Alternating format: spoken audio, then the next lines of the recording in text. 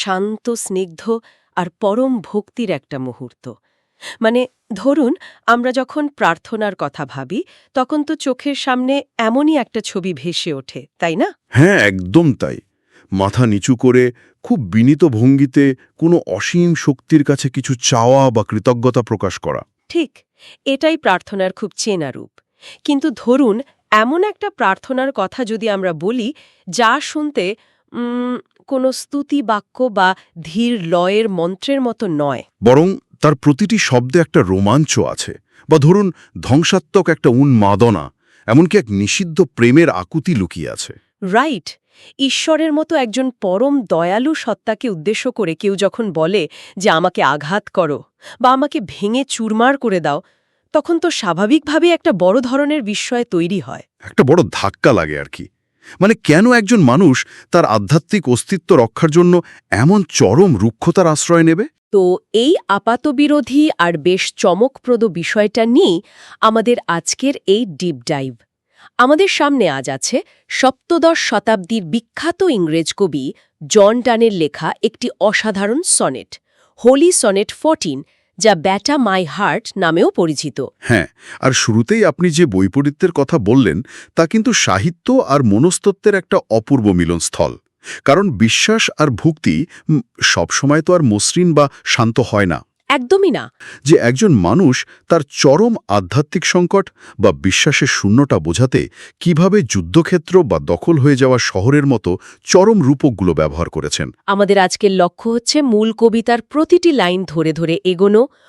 আমি কবিতার ইংরেজি পংক্তিগুলো পড়ব, আর আপনি তার নিখুঁত বাংলা অর্থ এবং এর ভেতরের মনস্তাত্ত্বিক টানাপড়নগুলো আমাদের বুঝিয়ে দেবেন। অবশ্যই আমরা বিশ্লেষণ করে দেখব ঠিক কী কারণে কবি এমন একটা ধ্বংসাত্মক পুনর্জন্ম চাইছেন। তো একেবারে শুরুতেই দেখা যাক কবি কিভাবে ঈশ্বরকে আহ্বান করছেন। আমি কবিতার প্রথম 4 লাইন পড়ছি।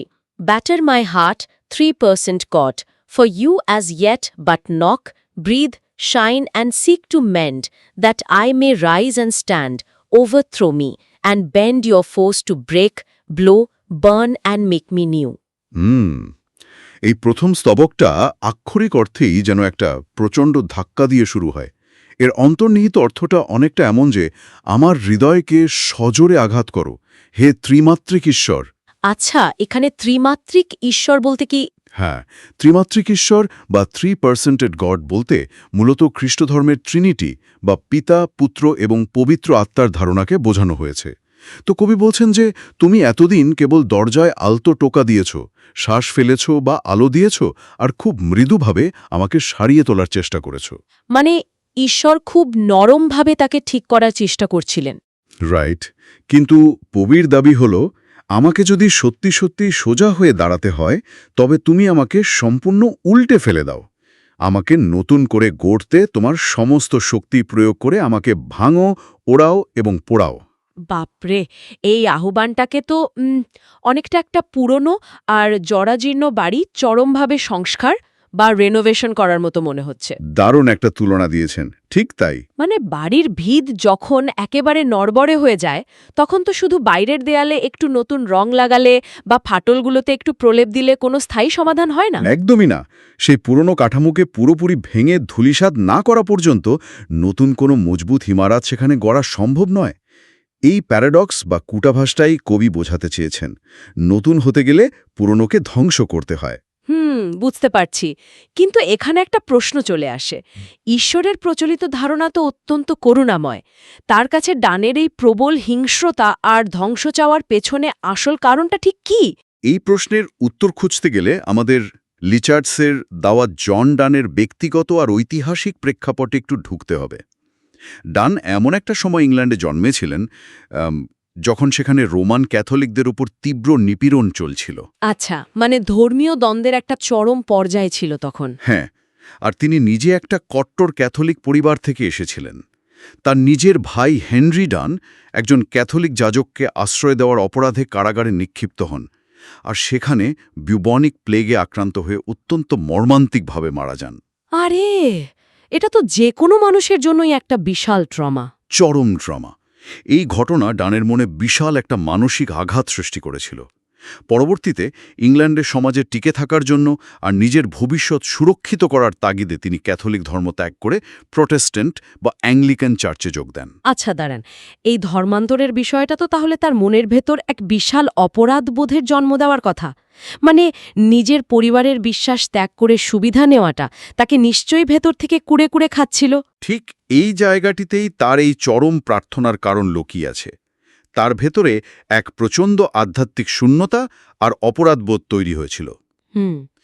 তিনি মনে করতেন তার হৃদয় পাপে আর অনুশোচনায় এমনভাবে জমে পাথর হয়ে গেছে যে ঈশ্বরের সাধারণ আলো বা মৃদু বাতাস তাকে আর গলাতে পারবে না। মজার ব্যাপার হলো, লিচার্ডসের বিশ্লেষণে এখানে একটা চমৎকার প্যাটার্ন দেখানো হয়েছে। কিরকম প্যাটার্ন? প্রথম লাইনে বলা হচ্ছে নক, ব্রিথ, শাইন, যা ঈশ্বরের 3 রূপের শান্ত কাজ। পিতা কেবল দরজায় টোকা দেন, মানে নক। পবিত্র আত্মা কেবল শ্বাস ফেলেন, মানে ব্রিথ। আর পুত্র কেবল আলো ছড়ান বা শাইন। কিন্তু কবির জন্য এই মৃদু চিকিৎসা যথেষ্ট নয়। ঠিক। তাই তিনি চাইছেন পিতা যেন দরজা ভেঙে ফেলেন, মানে ব্রেক। পবিত্র আত্মা যেন ঝড়ের মতো উড়িয়ে দেন, মানে ব্লো। আর পুত্র যেন আগুনে পুড়িয়ে ছাই করে দেন, অর্থাৎ বর্ন। এই শব্দগুলোর বিন্যাস সত্যি অসাধারণ। ব্রেক, ব্লো, বার্ন শব্দগুলোর উচ্চারণের ভেতরেই যেন একটা রুক্ষতা বা শ্রুতিকূট শব্দের আবহ লুকিয়ে আছে। হ্যাঁ, সাহিত্যে যাকে ক্যাকোফোনি বলা হয়। ব্রেক, ক্যাকোফোনি, এটা যেন আক্ষরিক অর্থেই আমাদের কানে আঘাত করে। এবং এই আঘাতটা শুধু শব্দে নয়, কবিতার ছন্দের ভেতরেও লুকানো আছে। একটা সনেট সাধারণত আয়াম্বিক পেন্টামিটার বা খুব সুশৃঙ্খল একটা ছন্দে লেখা হয়, যা শুনতে অনেকটা হৃৎস্পন্দনের মতো, লবডব লবডব। আচ্ছা। কিন্তু এই ব্রেক, ব্লো, বার্ন শব্দগুলো সেই সুশৃঙ্খল ছন্দকে আক্ষরিক অর্থে ভেঙে চুরমার করে দেয়। কবি যেন শব্দ আর ছন্দের মাধ্যমেও সেই একই ধ্বংসযজ্ঞের বাস্তব চিত্র ফুটিয়ে তুলেছেন, যা তিনি নিজের আত্মার জন্য চাইছেন। অবিশ্বাস্য একটা ব্যাপার। তো বাহ্যিক ধ্বংস বা দুর্গের দরজা ভাঙার এই উপমা থেকে কবিতাটি এরপর এক নতুন দিকে মোড় নেয়। বাইরের আক্রমণ থেকে দৃষ্টি সরে গিয়ে এবার ফোকাস চলে আসে সেই দুর্গের ভেতরের রাজনৈতিক বা মানসিক অবস্থার দিকে। হ্যাঁ, দ্বিতীয় চতুর্দশপদীতে আমরা সেটা দেখতে পাই। আমি পরবর্তী 4 লাইন পড়ছি। I like an usurp town, to another due, labor to admit you, but oh, to no end reason, your viceroy in me should defend, but is captived and proves weak or untrue. এই স্তবকের অর্থটা অনেকটা এমন যে আমি এক দখল হয়ে যাওয়া শহরের মতো, যা আসলে তোমারই প্রাপ্য, কিন্তু এখন অন্যের অধীনে চলে গেছে। অন্যের অধীনে মানে শয়তানের দখলে। হ্যাঁ, শয়তান বা পার্থিব মোহ দ্বারা অপহৃত। কবি বলছেন যে আমি তোমাকে ভেতরে প্রবেশ করতে দেওয়ার আপ্রাণ চেষ্টা করি, কিন্তু সব চেষ্টাই ব্যর্থ হয়। আচ্ছা, আর ওই যে রিজন বা যুক্তির কথা বলা হলো? হ্যাঁ, কবি বলছেন যুক্তি যে কিনা আমার ভেতরে তোমার নিযুক্ত শাসক বা সেনাপতি, তার উচিত ছিল আমাকে রক্ষা করা, কিন্তু সে নিজেই আজ বন্দী আর অত্যন্ত দুর্বল অথবা বিশ্বাসঘাতক হিসেবে প্রমাণিত। এই উপমাটার সাথে আগের সেই বাড়ি সংস্কারের উপমাটা যুক্ত করলে বলা যায় এখানে যেন ভেতরের পাহারাদার নিজেই শত্রুর সাথে হাত মিলিয়েছে। একদম সঠিক ধরেছেন, পাহারাদারই এখানে বেঈমান। কিন্তু আমার একটা প্রশ্ন আছে এখানে। আমরা তো জানি যে রেনেসা যুগে রিজন বা যুক্তিকে আধ্যাত্মিকতার একটা বড় রক্ষক বলে ভাবা হতো।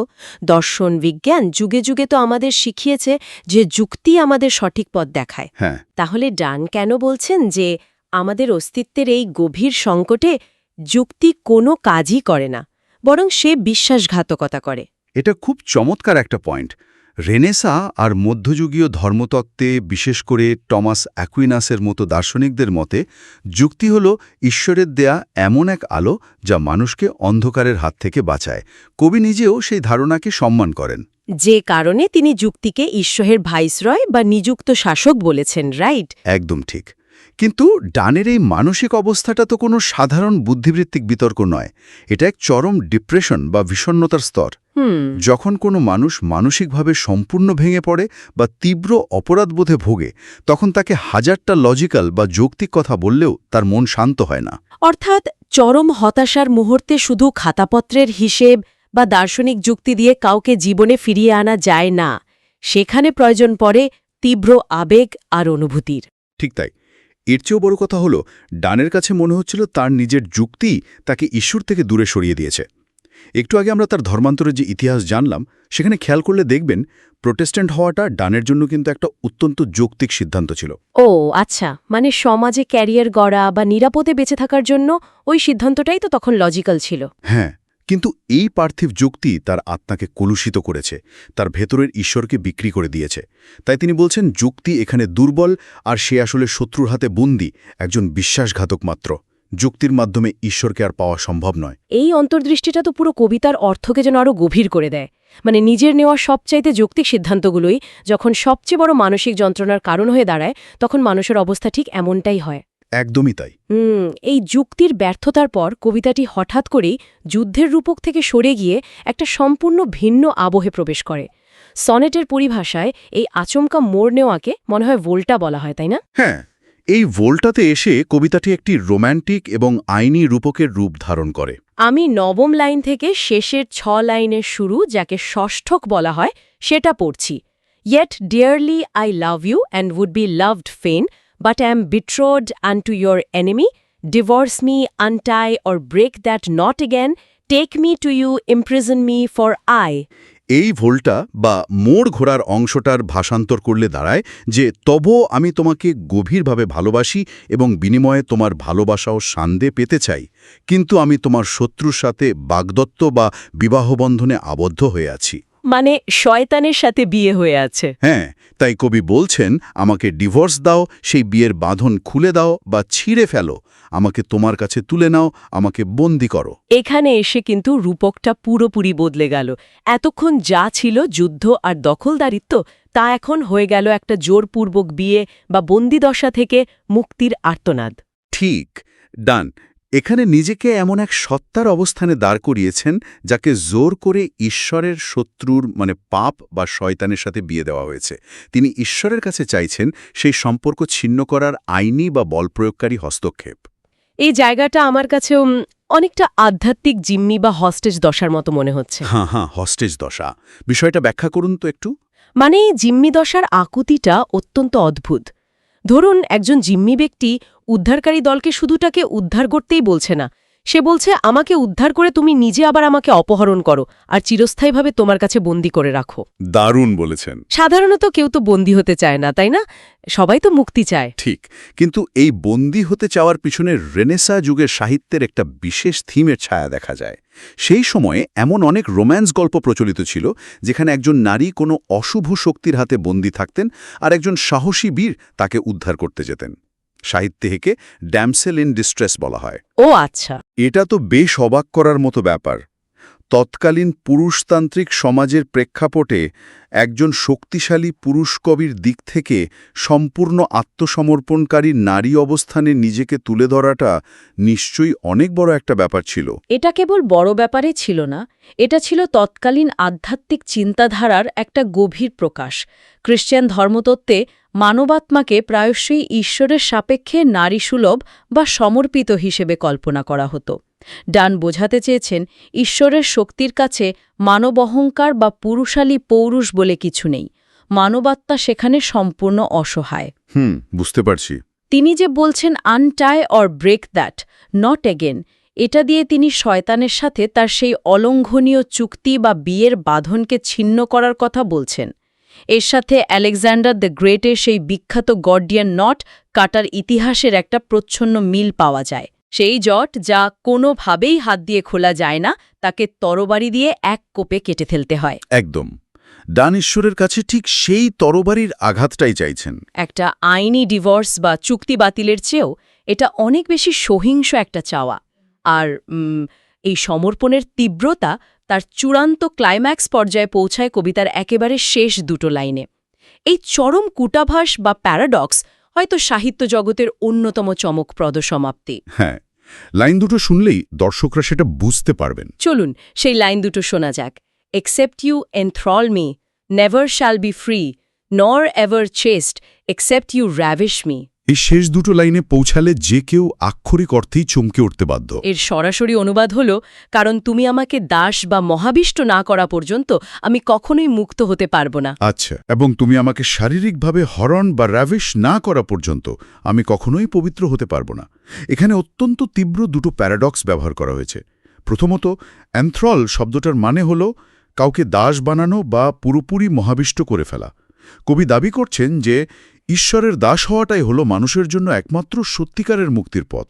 আর দ্বিতীয় প্যারাডক্সটা তো আরও অনেক বেশি বিস্ময়কর আর তীব্র। ঠিক এখানেই সবচেয়ে বড় ধাক্কাটা লাগে। হ্যাঁ, মানে র্যাভিশ শব্দটার অর্থ হল জোরপূর্বক কাউকে হরণ করা বা ধর্ষণ করা, যা অনেক ক্ষেত্রে চরম যৌন আনন্দের সাথেও সম্পর্কিত। অন্যদিকে চেস্ট মানে হল পবিত্রতা বা সতীত্ব। এই পবিত্রতা আর হরণ তো সম্পূর্ণ বিপরীত দুটো ধারণা। একদম বিপরীত।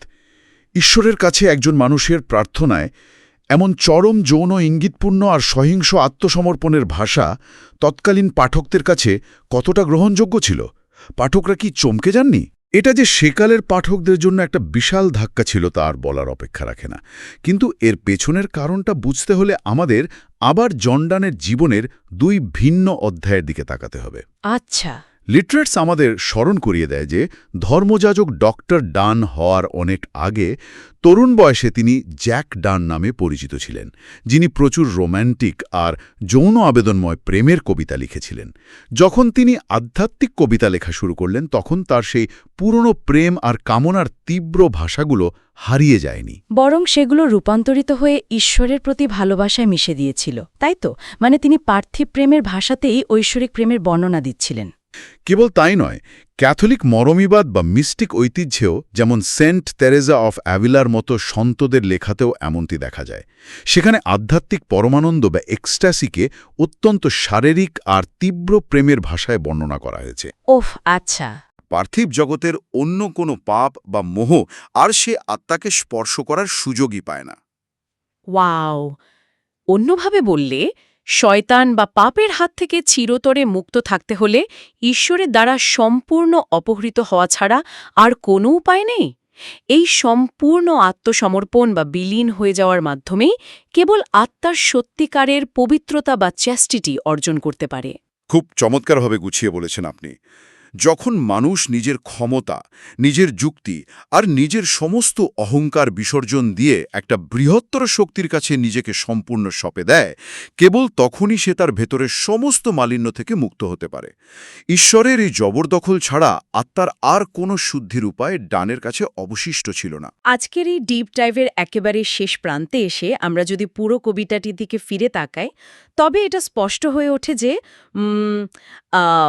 সংশয় বা বিশ্বাসের শূন্যতা কেবল একটু বুদ্ধিবৃত্তিক ধাঁধা নয়, এটা এক চরম যন্ত্রণাদায়ক আবেগিক লড়াই। হ্যাঁ, জন ডানের এই অসাধারণ কবিতাটি আমাদের সামনে এই সত্যটাই তুলে ধরে যে অনেক সময় আমাদের নতুন সত্তাকে খুঁজে পাওয়ার জন্য পুরনো সত্তাকে আংশিক নয় বরং পুরোপুরি ধ্বংস করার প্রয়োজন হয়। একটা সত্যিকারের আধ্যাত্মিক পুনর্জন্মের জন্য সবার আগে একটা আধ্যাত্মিক মৃত্যুর দরকার পড়ে। বিশ্বাস হারানো আর ফিরে পাওয়ার এই লড়াইটা যে কতটা গভীর আর ধ্বংসাত্মক হতে পারে তা শুধু যুক্তির আলো দিয়ে মাপা যায় না। যখন নিজের ভেতরের দেয়ালগুলো এমনভাবে বন্ধ হয়ে যায় যে আলো প্রবেশের কোনো পথ থাকে না, তখন মানুষ চায় এমন কোনো অসীম বা প্রবল শক্তি তাকে আঘাত করুক যা তাকে তার নিজের তৈরি করা কারাগার থেকে টেনে বের করে আনবে। বা গভীর বিশ্বাসকে হারিয়ে দিশে হারা হয়ে পড়ি।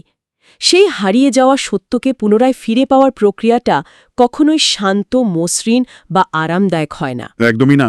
এটা প্রায়শই খুব ধ্বংসাত্মক আর অপ্রতিরোধ্য মনে হতে পারে। আমাদের হয়তো মনে হতে পারে যে আমাদের চেনা পৃথিবীটা ভেঙে পড়ছে, কিন্তু কে বলতে পারে হয়তো সেই পুরনো জরাজীর্ণ কাঠামো ভেঙে পড়াই নতুন করে সবকিছু গড়ার একমাত্র উপায়। পুরনো চিন্তার দেয়ালগুলো ধূলিসাৎ না হলে নতুন আলো সেখানে প্রবেশের জায়গাই বা পাবে কোথায়? রাইট।